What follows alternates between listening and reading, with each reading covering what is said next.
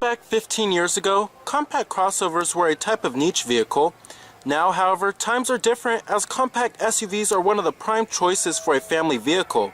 People just love them because of their decent fuel efficiency, reasonable space, a high-up driving position, and easy maneuverability.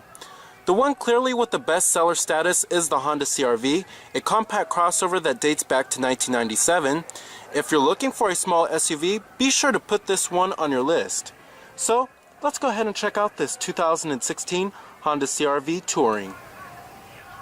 Now, this generation CR-V has been out for quite some time now. It's been out since the 2012 model year. You should expect a full redesign to come in 2017. In 2015, it received a refresh and included new headlights as well as new taillights and new safety technologies too, and refreshened exterior styling on the inside and out.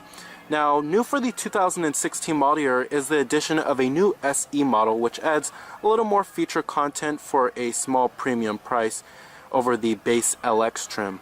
Now, our model of the CR-V we have here is the top of the line touring trim with all-wheel drive. And it's pretty good looking. We do get projector headlights on the touring trim, and then when you step up to the EX trim and above, you do get LED daytime running lights. Overall, the style of the CR-V is very contemporary, and it's pretty good looking. Now, here goes the key fob design for the vehicle. It's your typical Honda Smart Key. You have your remote keyless entry, your lock, unlock to release your tailgate, and then your panic button. Now, it's the Urban Titanium Metallic exterior color with Smart Key access on the driver's door and the front passenger door. When you step up to the EX trim and above, you do get the Smart Key access and push button start too.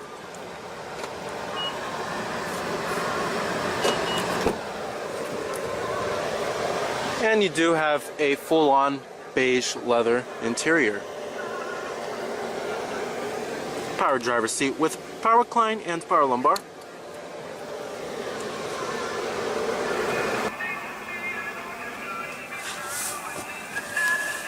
Now, one thing I really do love about the CR-V is that it has ease of ingress and egress, or in other words, it's easy to get in and out of the vehicle. And the step-in height is fairly low. When you step on inside of this cabin, it's very roomy inside of here. And it's a pretty stylish looking cabin. It's getting slightly long in the tooth, but overall it's certainly very competitive in terms of styling and cabin design. And you do have push button ignition. Just put your foot on the brake and hit the button to start. And what you're hearing there is a 2.4 liter 4-cylinder that's also borrowed from the Accord. Full leather wrapped steering wheel.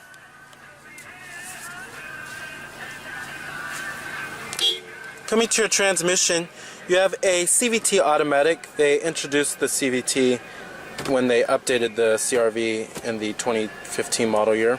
You also do have lower gear selection, and when you put the vehicle into reverse, displays your rear view camera, which does come standard on the CR-V. You also do have multi-angle views. You have a wide-angled view, a normal view, and a top-down view too. And you also do have guidance lines. Pretty cool. And I'm going to go ahead and turn on the headlights. They're already on. And the hazards. Then you have your automatic driver's side window. Let's go ahead and pop up the hood. Check out the engine bay. Heated exterior mirrors with LED turn signal indicators integrated onto the mirrors. You also do have 18-inch alloy wheels. Pretty unique looking design to them. Now, the CR-V has been the sales leader of SUVs for quite some time now, since around 2007. And there are many reasons why the CR-V is the best-selling SUV.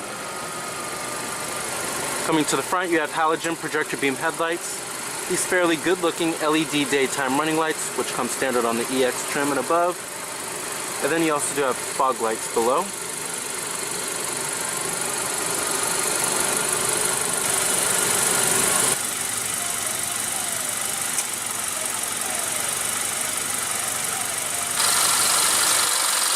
Now powering the CR-V is the very familiar 2.4-liter inline four-cylinder that's also borrowed from Honda's own Accord.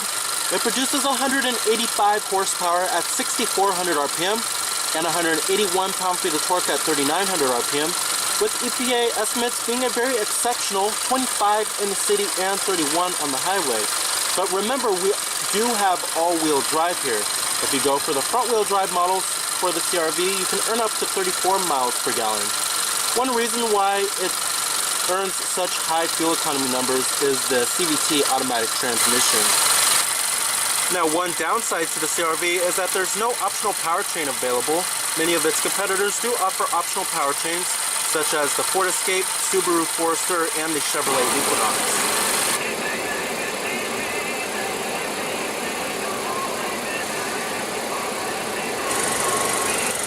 Competitors for the CR-V, you have the vehicles in the compact crossover class. This includes the likes of the Ford Escape, Chevrolet Equinox, Toyota RAV4, Nissan Rogue. Many competitors in this class, Mazda CX-5, Subaru Forester. You also do have roof rails on the top right here. You can also get crossbars if you want as an accessory from your Honda dealer. Coming to the rear, you have a rear window wiper with a rear window defroster and a third brake light.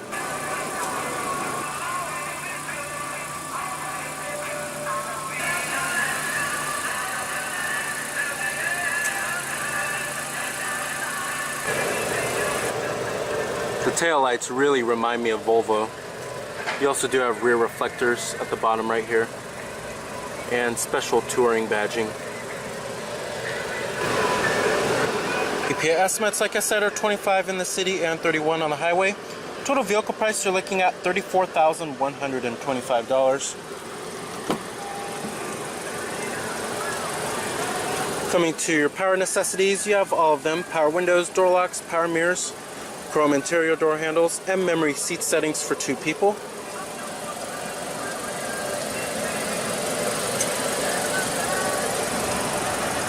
Alright, so driving the 2016 Honda CR-V here.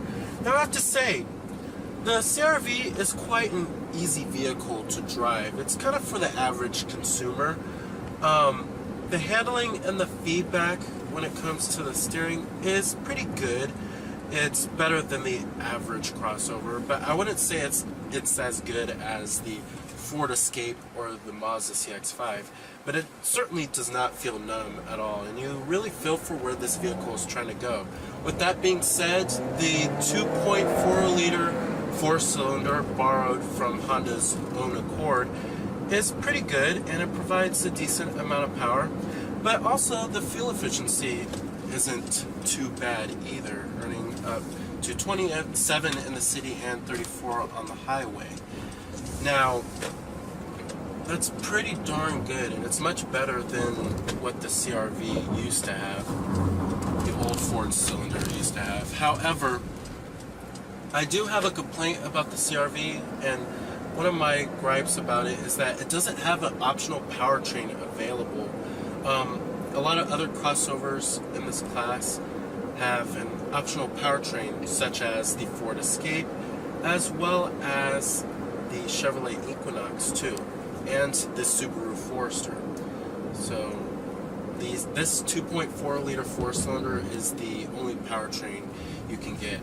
Now, the CVT automatic transmission, which they changed for the 2015 update, it works pretty good. It does shift pretty seamlessly, I have to say. I'm very surprised.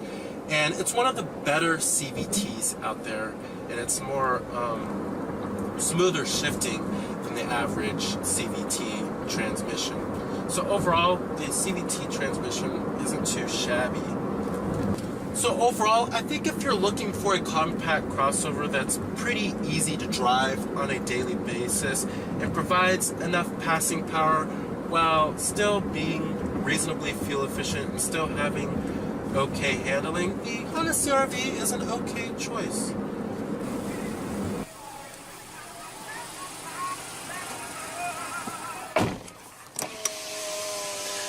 Now, build quality and materials inside of the CR-V are pretty average for the class. Overall, the interior is pretty well constructed, but there are some interior trim pieces that do feel kind of cheap. For example, like this hard touch upper door panel for the top of the line touring trim that almost cost $35,000. I would expect a soft touch upper door panel at least, but it's not that big of an issue. The mid door panel, soft touch, as well as the armrest. Coming up here, it's a hard touch plastic, but the graining of the plastic is pretty nice. And then this is slightly padded, and then you have this molded stitching that gives it a slightly more upscale feel inside of here. Build quality is pretty good overall. It's pretty average for the class. It's not excellent, but it's not the worst either. Overall, build quality and materials are certainly average. Now coming to the steering wheel design, the steering wheel is getting a little dated, a little long in the tooth, but it does what it needs to do. It's kind of button happy a little bit. I wish they would clean up the steering wheel with the buttons just a little bit. But you have your steering wheel mounted audio controls. You could change your source from here too. You have your Bluetooth phone controls and your voice recognition down here. And then right here you have your controls for your information center too. And then right here you have your adaptive cruise control, and then your lane keep assist, and that comes on the Honda Sensing package. Now, one safety feature I really love of the CR-V is the Honda Lane Watch system. Now basically there's a camera on the right mirror, and when you signal to the right, a display of the camera will actually come up on the screen here, and it basically acts like a blind spot camera. I wish many more manufacturers would do this. It's just a brilliant idea. And then you can also turn it on or off anytime you would like, which is pretty cool. Coming up here, we also do have your auto dimming rear view mirror, sunroof with your sunroof controls, and a little sliding shade. Some competitors do offer panoramic moonroofs. You also do have your sunglass container with a conversation mirror if you want to talk to the kids back there. Map lights, garage home link, all that good stuff. The steering wheel on the CR-V also does manually tilt and telescope with a decent range of adjustment. And the steering wheel is also leather wrapped too.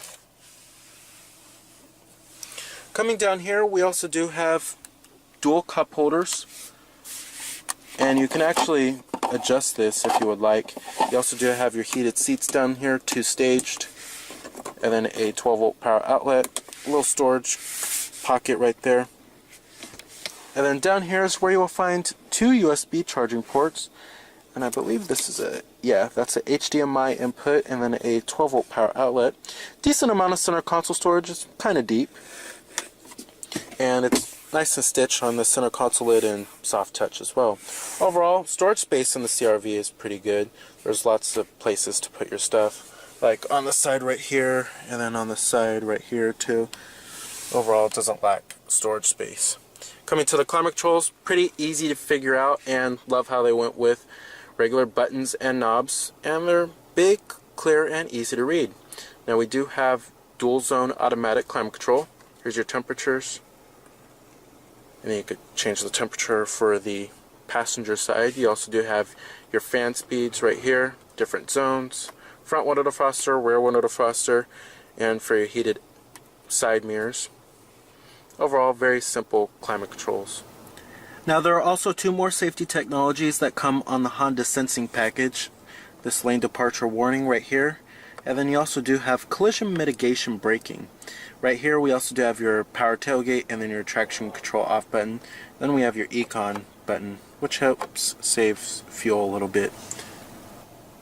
Now the gauges in the instrument cluster in the CR-V are very traditional and pretty straightforward. There's no TFT instrument cluster or no big LCD screen or anything of that nature. Some of its competitors do offer that, like the Jeep Cherokee. But overall, these gauges do work pretty well. And I love the font. It's very big, bold, and clear, especially for the speedometer, which is nice. Over here on the left, we also do have your tachometer. And then it shows you what gear you're in on the side right here between the tach and the speedometer. And then right over here, we have your coolant temperature and then your fuel gauge too. Coming in the center right there, basically that shows you all of your vehicle information. It's controlled by these buttons on the steering wheel. Shows you your oil life percentage, your average speed, exterior temperature readout, elapsed time, fuel range, average fuel economy, instant MPG, gives you a little bar. Overall, pretty basic vehicle information here, and it works pretty well. It's pretty easy to use. Now the CR-V uses a 7-inch display audio touchscreen, and you do get this system on higher end trim levels. We also do have a premium sound system with 7 speakers around the cabin. Now I have a major gripe about this system, and over here on the left you have these really small buttons. I wish they would make the buttons a lot bigger. That's my major gripe about this system. Other than that, the system is pretty easy to use. The responsiveness is pretty good. Coming to your different media sources, we do have AM, FM, XM satellite radio, all of the normal here. CD player with your optical disc drive, USB port with iPod integration, your HDMI input, which is an unusual thing, and then your AHA internet radio as well as your Pandora too. You also do have this back button right here, which helps out quite a lot. And then you have your home screen. This is your home screen right here. Coming to navigation, this is Honda's old system, and it's getting really dated, but I like how you could swipe like this across the map, which is pretty cool.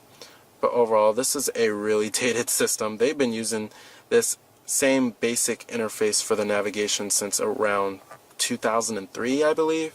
But you do have live traffic and all that good stuff. And then you can enter in your destination by voice too. Now coming to phone, you can hook up your Bluetooth phone, have all of your contacts stored on here, and then view your call history, and then you have a speed dial too. One thing I do like about this system, however, is that you don't have the touch sensitive button for the volume control. It's just a regular button, which is nice. Wish they would have this button on the other Honda models. Coming to info right here, this shows you basic vehicle information, some of it such as your instant fuel economy, average fuel economy, and the history of your trips. And then right here you have your settings. You could change many different settings from the camera, phone, system, navigation, audio, the Bluetooth. You also do have HD radio on this bad boy, forgot to mention that. And there's many different settings you could change, from the clock adjustment, clock display. I like how you could swipe like this to scroll. You also do have a day and night mode too. You can adjust the brightness. Navigation settings, your address book, previous destinations. You can edit your go home, route preference, the color and day or the color and night. Many different settings you can change here. Coming to the Bluetooth settings, you can edit your Bluetooth device list, all that good stuff. Overall, this system works very well. The responsiveness is excellent, and I love how Honda went with a regular button for the volume control. However, I just really hate that most of the buttons are small on the side right here. They really do need to change that. But overall, pretty excellent system. Now you also do have a little screen right there, and it's controlled by this button on the steering wheel. And basically it shows your average fuel economy. It's basically your vehicle information again. You have your digital clock, and then it shows you your radio, what radio station is playing. It also shows you your date and time.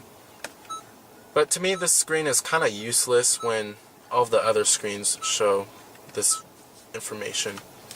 Now visibility in the CR-V is a strength for the vehicle. And there's lots of glass area on the front windows. The A-pillars are very thin, and then seeing out of the windshield is really easy to do. Big windshield here. And seeing out of the rear is kind of hard, but at least a rear view camera does come standard. And rearward visibility is much better than what you will find in many other crossovers. Overall, visibility is a strength for the CR-V because it's much better than many other crossovers. Alright, and let's go ahead and shut down the CR-V. Let's go ahead and check out the rest of the vehicle.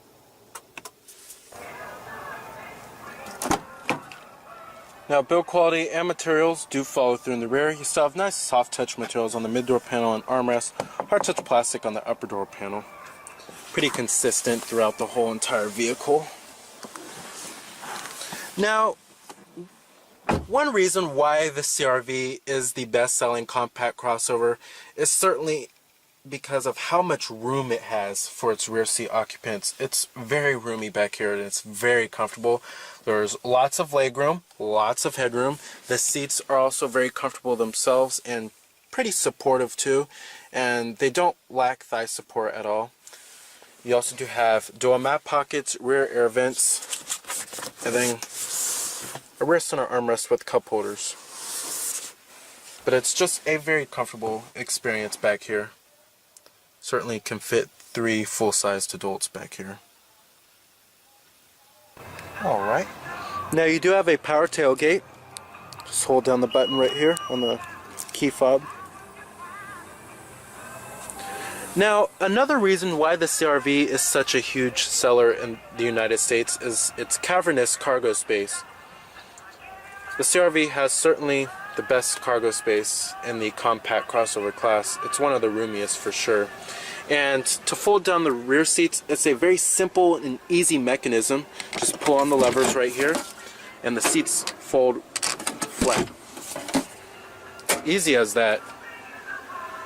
Very convenient. And then you also do have a little side pocket right here too.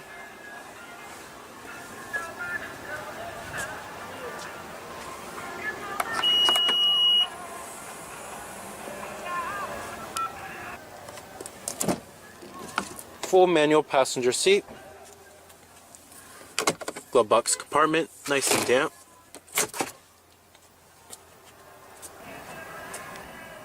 So even though the Honda CR-V is 4 years into this generation, it's still certainly one of the best compact crossovers you can buy. With its very roomy and comfortable interior, its many optional safety technologies, and its very fuel-efficient powertrains. So remember that this is Cameron Birch from Cameron's Car Reviews.